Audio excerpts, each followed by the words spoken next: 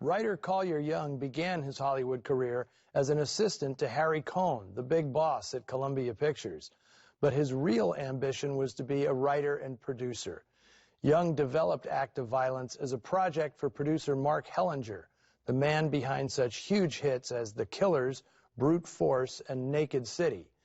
He wanted to make it with Gregory Peck and Humphrey Bogart portraying Frank Enley and Joe Parkson. But when Hellinger died suddenly in December 1947, Young sold the story to new MGM production chief Dory Sherry, who just arrived at the studio from RKO. It was precisely the kind of serious-minded, low-budget thriller Sherry loved to greenlight, maximum impact on a manageable budget.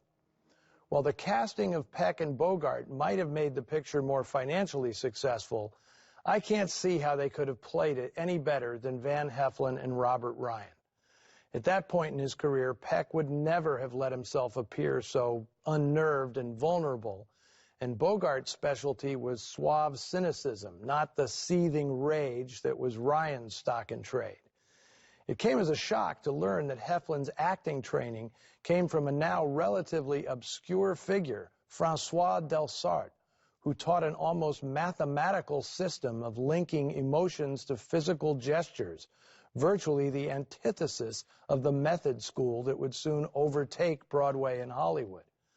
Well, however he achieved it, there is not a contrived or false moment here, and Heflin's fire escape confession to his bewildered bride is, to me, one of the greatest dialogue scenes in noir.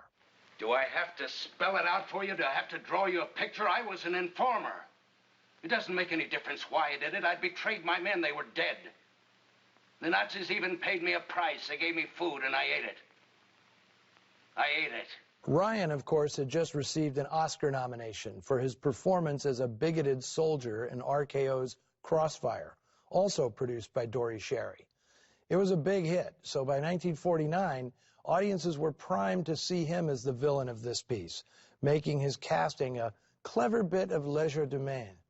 Over the years, I've had people ask if Joe Parkson's limp was in the script, or if it was a bit of business Ryan gave the character on his own.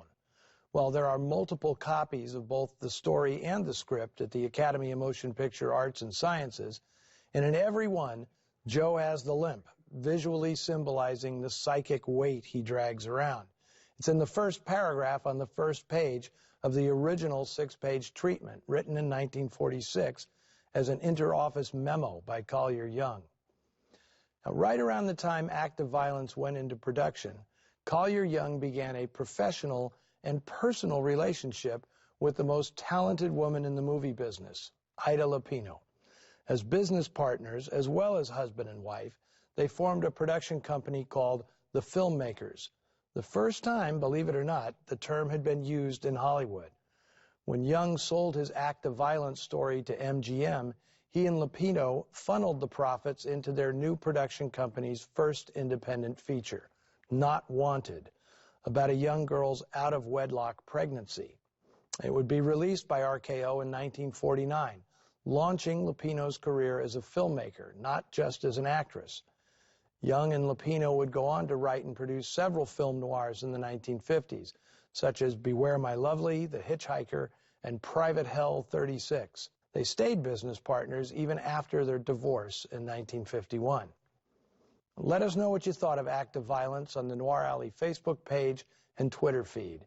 And join me again next week when Joan Crawford suffers her own version of post-traumatic stress disorder in the 1947 noir Possessed. Van Heflin will be back for that one, too. Until then, see you in the shadows.